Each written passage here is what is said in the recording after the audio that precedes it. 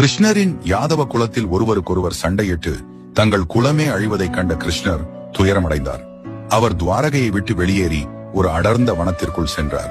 அங்கே ஒரு மரத்தடியில் அமைதியாக அமர்ந்து யோக நித்திரையில் ஆழ்ந்தார்.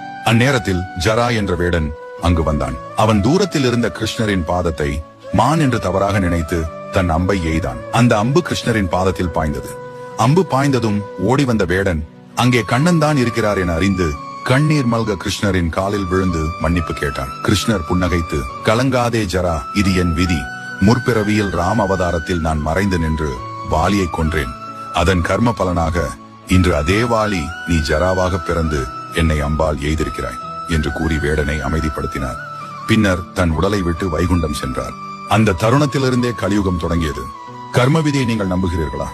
கருத்துக்களை கமெண்டில் பகிரவும்.